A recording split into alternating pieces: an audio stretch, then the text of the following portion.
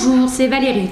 Aujourd'hui, nous allons faire un j'aime, j'aime pas, mais au lieu de faire sur le policier, on va faire sur les romans classiques. Ça change. Un peu de changement ne fait pas de mal.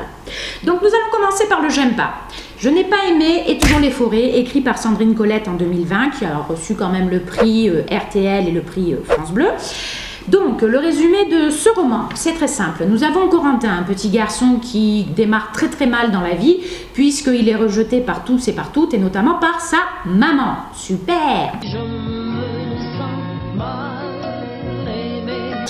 Ce petit, donc, eh bien, va être le boulet de sa madré, hein, comme on dit, et celle-ci va chercher à s'en débarrasser, donc elle va le confier à une vieille femme du hameau dans lequel elle habite, qui s'appelle Augustine. Donc Augustine, c'est vrai qu'au départ, elle n'a pas une apparence très engageante ni très avenante. Elle est bourrue, bon, elle est âgée, donc c'est vrai que quand vous êtes petit, c'est pas génial, quoi. Augustine va quand même donner le peu d'amour qu'elle peut à cet enfant, hein, sous ses airs bourrus, c'est quand même une personne au cœur tendre. Et Corentin va même poursuivre des études dans la grande ville d'à côté, jusqu'au jour où un terrible événement, alors on ne sait pas exactement ce qui se passe, tout ce qu'on sait c'est que c'est l'apocalypse. Donc tout va brûler, tout va cramer, bref, c'est la désolation la plus totale. Et donc Corentin va se fixer un but, c'est d'essayer de retourner dans ce hameau afin de voir si Augustine va bien, puisque c'est la seule personne qui compte réellement à ses yeux. Donc vous allez suivre le périple de Corentin, vous allez vous rendre compte que c'est un événement naturel sûrement qui est arrivé et qui a tout détruit sur son passage. C'est pas grave, Corentin continue sa quête, il va même retrouver une ancienne petite voisine qui s'appelle Mathilde. Ensemble, eh bien, ils vont réussir à perdurer les générations. Voilà, disons qu'ils vont devenir proches, peut-être même très proches. J'ai pécho. Que vous allez voir l'évolution de Corentin à travers le bouquin.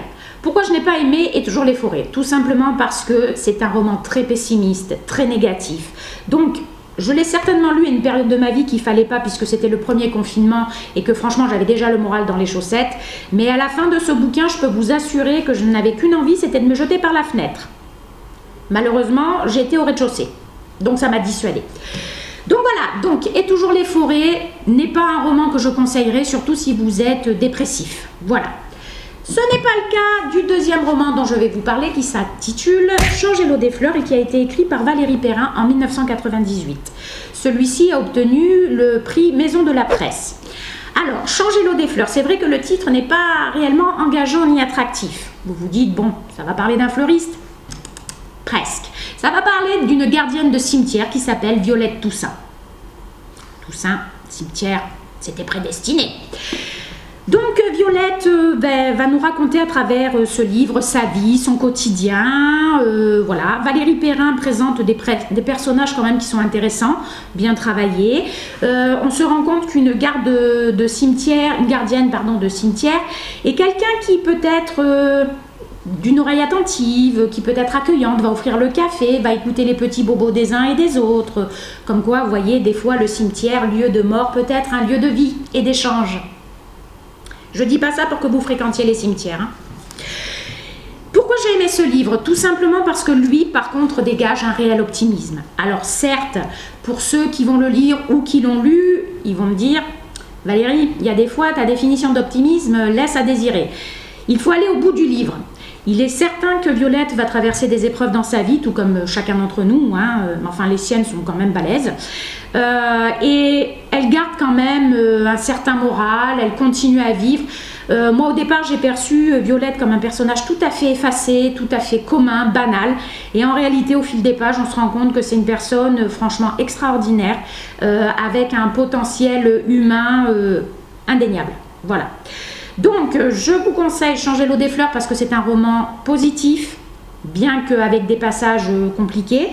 Et écoutez, Valérie Perrin a su faire preuve d'une prouesse parce qu'avec une écriture simple, des personnages comme vous et moi, eh bien, elle a su créer un bouquin qui sort de l'ordinaire. Voilà. D'ailleurs, ce roman est plébiscité par les lecteurs de la bibliothèque pour laquelle je travaille. Donc voilà, je pense que c'est une référence quand les lecteurs sont présents. Donc je récapitule. Et toujours les forêts de Sandrine Colette. Si vous êtes dépressif, que vous voulez en finir avec la vie, c'est ce qu'il vous faut. Par contre, si vous avez envie un peu de vous changer les idées, de garder une petite note d'optimisme dans ce monde de brut, c'est Changer l'eau des fleurs de Valérie Perrin.